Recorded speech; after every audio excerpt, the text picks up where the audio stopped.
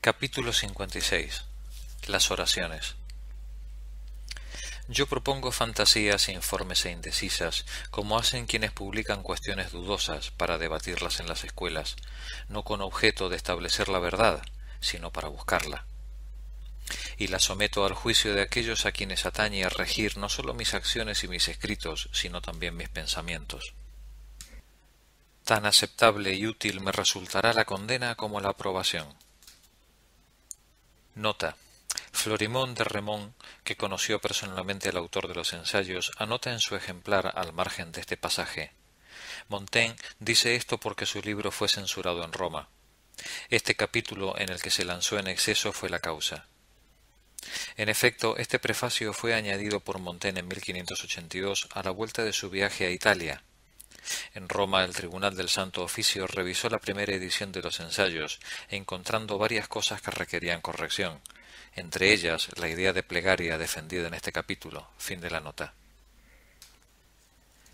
Y considero absurda e impía cualquier cosa que se encuentre ignorante o inadvertidamente contenida en esta rapsodia que sea contraria a las santas resoluciones y prescripciones de la Iglesia católica, en la cual muero y en la cual nací, y sin embargo, remitiéndome siempre a la autoridad de su censura, que lo puede todo sobre mí, me inmiscuyo a la ligera en toda suerte de asuntos, como lo hago aquí. No sé si me equivoco, pero puesto que por un favor particular de la bondad divina cierta forma de oración nos ha sido prescrita y dictada palabra a palabra por boca de Dios, siempre me ha parecido que deberíamos emplearla con más frecuencia de lo que lo hacemos. Nota. Se refiere al Padre Nuestro, Mateo 6, 9, 13 y Lucas 2, 2, 4. Fin de la nota. Y de creerme a mí al comienzo y al final de nuestras comidas, al levantarnos y al acostarnos y en todas las acciones particulares en las que se tiene por costumbre mezclar alguna plegaria, querría que los cristianos emplearan el Padre Nuestro, si no exclusivamente, al menos siempre. La Iglesia puede extender y variar las oraciones según la necesidad de nuestra instrucción. No ignoro que se trata siempre de la misma sustancia y la misma cosa, pero debería dársele a ésta el privilegio de que el pueblo la tenga continuamente en los labios, pues a buen seguro dice cuanto se requiere y es muy apropiada para todas las ocasiones. Es la única oración de la que me sirvo por todas partes y la repito en vez de cambiar, razón por la cual tampoco tengo otra en la memoria sino esta. Estaba ahora mismo pensando de dónde nos viene el error de recurrir a Dios en todos nuestros propósitos y empresas, y de llamarlo a toda suerte de cometidos y donde quiera nuestra debilidad pretenda ayuda, sin considerar si la ocasión es injusta o justa, y de proclamar su nombre y su poder en cualquier situación y acción, por más viciosa que sea. Él es nuestro solo y único protector, y lo puede todo para ayudarnos, pero aunque se digne honrarnos con esta dulce alianza paterna, es sin embargo tan justo como es bueno y como es poderoso. Pero emplea con mucha mayor frecuencia su justicia que su poder, y nos favorece con arreglo a ésta, no según nuestras demandas. Platón en sus leyes establece 3 clases de creencias injuriosas acerca de los dioses: que no existen, que no se ocupan de nuestros asuntos, y que nada rehúsan a nuestros votos, ofrendas y sacrificios. El primer error, a su juicio, no se ha mantenido inmutable en nadie desde la infancia hasta la vejez. Los 2 restantes son susceptibles de constancia. Su justicia y su poder son inseparables. En vano imploramos su fuerza en una mala causa. Se requiere tener el alma limpia, al menos en el momento en el que rezamos, y exenta de pasiones viciosas. De lo contrario, nosotros mismos le ofrecemos las varas con que nos castiga. En vez de reparar nuestra falta, la redoblamos al presentarle a aquel a quien hemos de pedirle perdón un sentimiento lleno de irreverencia y odio. Este es el motivo por el que no suelo alabar a quienes veo que rezan a Dios más a menudo y más habitualmente, si las acciones próximas a la oración no prueban alguna enmienda y reforma. Si tú, adúltero nocturno, escondes tu rostro bajo la capucha santónica,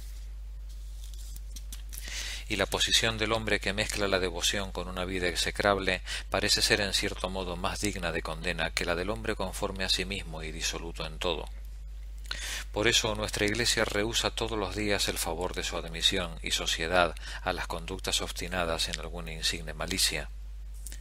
Rezamos por hábito y por costumbre, o mejor dicho, leemos y pronunciamos nuestras oraciones.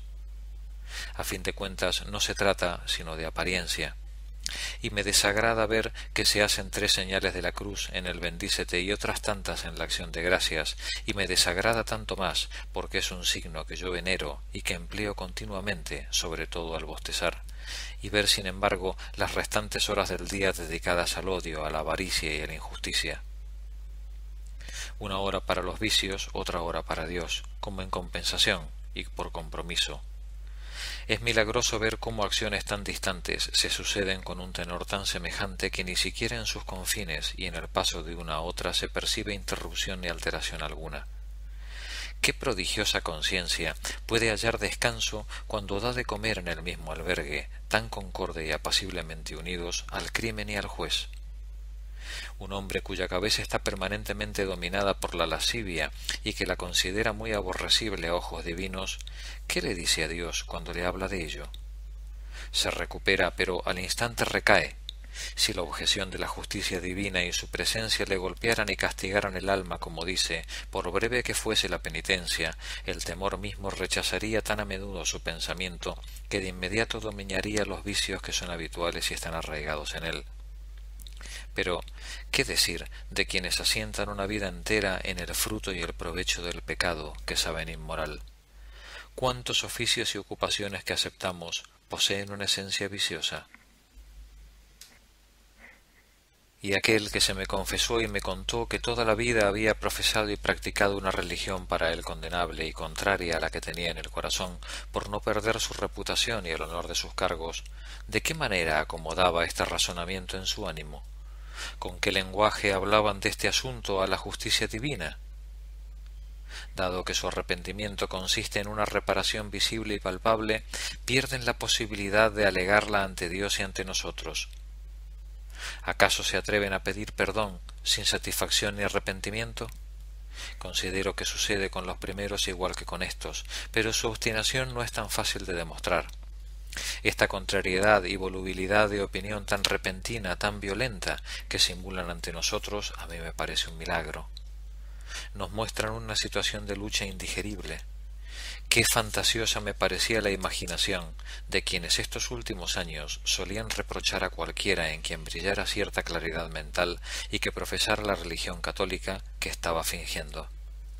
Sostenían incluso en honor suyo que dijera lo que dijese de puertas afuera, era seguro que por dentro había reformado su creencia según la medida de ellos. Qué enfermedad más fastidiosa creerse fuerte hasta el extremo de estar convencido de que es imposible creer lo contrario.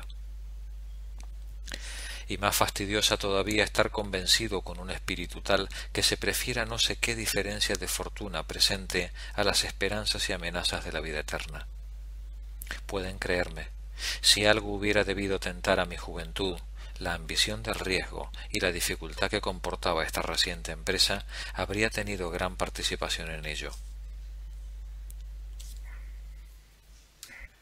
Nota: la empresa reciente es naturalmente la Reforma, objeto de persecución en Francia desde la época de Francisco I. Fin de la nota.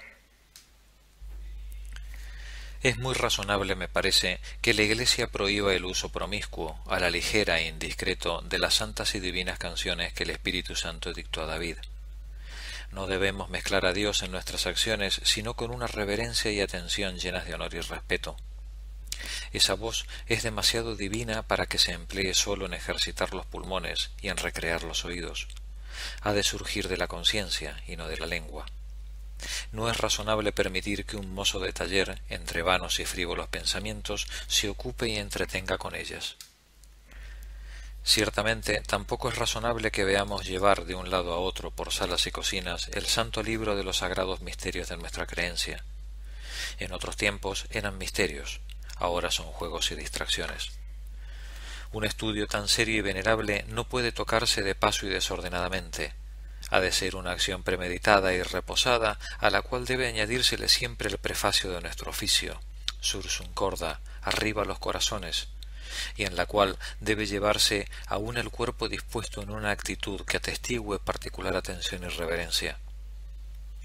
No es un estudio para todo el mundo, es el estudio propio de aquellas personas que se dedican a él, que son llamadas a él por Dios. Los malvados y los ignorantes empeoran con él. No se trata de una historia para contarla, es una historia para venerarla, temerla y adorarla. Qué graciosos son quienes piensan haberla hecho manejable para el pueblo por haberla vertido a la lengua popular. ¿Se debe sólo a las palabras que no entienden todo lo que encuentran escrito? Diré más, por acercarla este poco la alejan. La ignorancia, pura y plenamente confiada a otros, era mucho más salutífera y más docta que esta ciencia verbal y vana que alimenta la presunción y la ligereza. Creo también que la libertad de todos de difundir una palabra tan religiosa e importante en tantas suertes de idiomas es mucho más peligrosa que útil. Los judíos y los mahometanos y casi todos los demás han abrazado y veneran la lengua en la cual sus misterios fueron originalmente proclamados, y su alteración y cambio están prohibidos, no sin razón plausible. ¿Estamos seguros de que en el País Vasco y en Bretaña hay jueces suficientes para verificar la traducción hecha en su lengua? A la Iglesia Universal no le atañe juicio más arduo ni más solemne. Al predicar y al hablar, la interpretación es vaga, libre y mudable, y afecta a una parte. Aquí no es lo mismo. Uno de nuestros historiadores griegos acusa con justicia a su siglo de que los secretos de la religión cristiana estaban esparcidos por la plaza pública, en manos de los más humildes artesanos, de que todo el mundo podía debatir y hablar sobre ellos según su propio juicio, y de que debería causarnos gran vergüenza, a nosotros que por la gracia de Dios gozamos de los puros misterios de la piedad, dejarlos profanar en boca de personas ignorantes y de condición popular, habida cuenta de que los gentiles prohibían a Sócrates, a Platón y a los más sabios preguntar y hablar sobre las cosas confiadas a los sacerdotes de Delfos. Dice también que a las facciones de los príncipes a propósito de la teología no las arma el celo, sino la ira, que el celo depende de la razón y de la justicia divinas si se conduce con orden y moderación, pero se transforma en odio y envidia y produce en lugar de trigo y uvas, cizaña y ortigas cuando es conducido por una pasión humana. Y también estaba justificado aquel otro que, aconsejando al emperador Teodosio, decía que las discusiones no adormecen, sino despiertan los cismas de la Iglesia y alientan las herejías, que por lo tanto había que evitar todas las polémicas y argumentaciones dialécticas y simplemente remitirse a las prescripciones y a las fórmulas de fe establecidas por los antiguos. Y el emperador Andrónico, al encontrar en su palacio a dos hombres principales que se enfrentaban verbalmente a Alopadio sobre uno de nuestros puntos de gran importancia, los reprendió hasta amenazarlos con echarlos al río si persistían. En nuestros días, muchachos y mujeres aleccionan a los hombres más viejos y experimentados sobre las leyes eclesiásticas. En cambio, la primera de Platón les prohíbe incluso preguntar por la razón de las leyes civiles, que deben valer como mandatos divinos. Y cuando permite a los viejos hablar de ellas entre sí y con el magistrado, añade, con tal de que no sea en presencia de jóvenes y de personas profanas. Un obispo ha dejado escrito que en el otro extremo del mundo hay una isla, llamada por los antiguos Dioscórida, propicia por la fertilidad de toda suerte de árboles y frutos, y por la salubridad de su aire, cuyo pueblo es cristiano. Tiene iglesias y altares ornados sólo con la cruz, sin más imágenes. Es gran observante de ayunos y fiestas, paga rigurosamente los diezmos a los sacerdotes y es tan casto que nadie puede conocer más de una sola mujer a lo largo de toda su vida. Por lo demás, está tan satisfecho de su fortuna que, rodeado de mar, ignora incluso de las naves, y es tan simple que no entiende ni una sola palabra de la religión que observa con tanto esmero. Es cosa increíble para quien no sepa que los paganos, tan devotos e idólatras, no conocían de sus dioses otra cosa que simplemente el nombre y la estatura. El antiguo inicio de Menalipe, tragedia de Eurípides, decía así: «Oh Júpiter, pues de ti no conozco nada más que el mero nombre». He visto también en estos tiempos denunciar ciertos escritos por el hecho de ser puramente humanos y filosóficos, sin mezcla de teología. No le faltaría algo de razón, sin embargo, a quien dijera lo contrario, que la doctrina divina mantiene mejor su rango aparte como reina y dominadora, que debe ser preeminente en todo, no sufragánea ni subsidiaria, y que sería tal vez más apropiado tomar los ejemplos para la gramática, la retórica y la lógica de otra parte que de una materia tan santa, lo mismo que los argumentos para teatro, juego y espectáculos públicos, que las razones divinas se consideran más venerable y reverentemente solas y en su estilo que asociadas a los discursos humanos, que vemos más a menudo la falta de que los teólogos escriban demasiado humanamente que la falta de que los humanistas escriban demasiado poco teológicamente. La filosofía, dice San Crisóstomo, está hace mucho desterrada de la Santa Escuela, como sirviente inútil y estimada indigna de ver, siquiera de paso desde la entrada, el sagrario de los santos tesoros de la doctrina celeste. Que el habla humana tiene sus formas más bajas y no debe valerse de la dignidad, majestad y autoridad del habla divina. Yo, por mi parte, le dejo decir, con palabras no aprobadas, fortuna, destino, accidente, ventura y desventura, y los dioses y otras expresiones a su manera. Propongo estas fantasías humanas y mías simplemente como fantasías humanas, y tomadas particularmente, no como decretadas y reguladas por mandato celestial, no susceptible de duda y polémica, materia de opinión, no materia de fe. Lo que discurro por mí mismo, no lo creo según Dios, de una manera laica, no clerical, pero siempre muy religiosa, al modo que los niños proponen sus ensayos, para ser instruidos, no para instruir. Y no podría decirse también verosímilmente que el mandato de no escribir, sino con mucha reserva sobre religión, salvo en el caso de quienes hagan expresa profesión de ella, no carece de cierta apariencia de utilidad y de justicia, y que yo por eso mismo tal vez sea mejor que me calle. Me han dicho que incluso quienes no son de los nuestros prohíben entre ellos, sin embargo, el uso del nombre de Dios en las conversaciones comunes. No quieren que se utilice a modo de interjección o exclamación, ni como testimonio, ni como comparación. En esto me parece que tienen razón. Y sea cual fuere la manera en que invocamos a Dios para nuestro trato y compañía, es preciso que lo hagamos seria y religiosamente. Hay, me parece, en Jenofonte un discurso en el que muestra que debemos rezar a Dios más raramente porque no es fácil poder restablecer tan a menudo nuestra alma en esa situación ordenada, reformada y devota en la que debe hallarse para hacerlo. De lo contrario, nuestras oraciones no sólo son vanas e inútiles, sino viciosas. Perdónanos, decimos, como perdonamos a quienes nos han ofendido. ¿Qué otra cosa decimos con ello, sino que le ofrecemos nuestra alma libre de venganza y de rencor? Aun así invocamos a Dios y su auxilio para conspirar a favor de nuestras faltas y lo incitamos a la injusticia. Lo que no sería es capaz de confiar a los dioses sino haciendo una parte. El avaricioso le reza por la vana y superflua conservación de sus tesoros, el ambicioso por sus victorias y por el progreso de su fortuna. El ladrón lo emplea en su auxilio para salvar el peligro y las dificultades que se oponen a la ejecución de sus malvadas empresas, o le agradece la facilidad que ha encontrado para degollar a uno que pasaba. Hacen sus oraciones al pie de la casa que van a saltar o a volar, con una intención y esperanza llenas de crueldad, de lujuria y de avaricia. Esto mismo, con lo que intentas llamar la atención de Júpiter, díselo a Estallo. Oh Júpiter, oh buen Júpiter, exclamará, pero ¿no se exclamará aún el mismo Júpiter a sí mismo? La reina de Navarra, Margarita, cuenta de un joven príncipe, y aunque no lo nombra, la grandeza lo ha hecho fácilmente reconocible, que cuando acudía a una cita amorosa y a acostarse con la esposa de un abogado de París, dado que le caía una iglesia de camino, jamás pasaba por ese santo lugar sin hacer sus rezos y oraciones a la ida o a la vuelta de su empresa. Os dejo que juzguéis en qué empleaba el favor divino con el alma henchida de ese bello pensamiento. Sin embargo, ella lo alega como testimonio de singular devoción.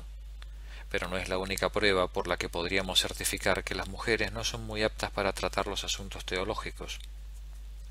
La verdadera oración y nuestra reconciliación religiosa con Dios no pueden darse en un alma impura y sujeta en ese preciso momento al dominio de Satanás. Quien llama a Dios en su auxilio mientras permanece en el sendero del vicio hace como el ratero que llama a la justicia en su ayuda, o como quienes presentan el nombre de Dios como testigo de una mentira. Expresamos en voz baja ruegos malvados. Pocos hombres osarían manifestar sus demandas secretas a Dios. No todos pueden suprimir los murmullos y los viles susurros de los templos y vivir según el ruego declarado. Por eso los pitagóricos querían que fuesen públicas y oídas por todos, para que nadie le pidiera una cosa indecente e injusta, como aquel cuando ha dicho en voz alta: «Oh Apolo», mueve los labios temiendo que le oigan: «Hermosa Laverna, concédeme el poder de engañar, concédeme parecer justo y santo, y cubre mis pecados con la noche y mis fraudes con una nube». Los dioses castigaron gravemente a los inicuos votos de Edipo concediéndoselos. Había pedido que sus hijos dirimieran entre ellos la herencia de su cargo mediante las armas. Tan desdichado fue que le tomaron la palabra. No hay que pedir que las cosas se conformen a nuestra voluntad, sino que se acomoden a la prudencia. A decir verdad, parece que nos sirvamos de nuestras oraciones como de una jeringosa y como quienes emplean las palabras santas y divinas en brujerías y actos mágicos, y que demos por hecho que su resultado depende de la disposición, del sonido, del orden de las palabras o de nuestro gesto. Con el alma llena de concupiscencia, no tocada de arrepentimiento ni de ninguna reciente reconciliación con Dios, le presentamos en efecto las palabras que la memoria presta a la lengua y esperamos obtener la expiación de nuestras faltas. Nada es tan fácil, tan suave y tan favorable como la ley divina. Nos llama así, aun siendo tan falibles y detestables como somos. Nos tiende los brazos y acoge en su seno, por más viles que seamos y por más sucios y afangados que estemos y vayamos a estarlo en el futuro. Pero también a cambio hay que mirarla con buenos ojos. Asimismo debemos recibir el perdón con acción de gracias y, al menos en el instante en que nos dirigimos a ella, tener el alma disgustada de sus faltas y hostil a las pasiones que nos han empujado a ofenderla. Ni los dioses ni la gente de bien, dice Platón, aceptan el don de un malvado. Si la mano que toca el ara es inocente, la piedosa harina y la crepitante sal aplacarán a los penates adversos, no menos que el sacrificio suntuoso.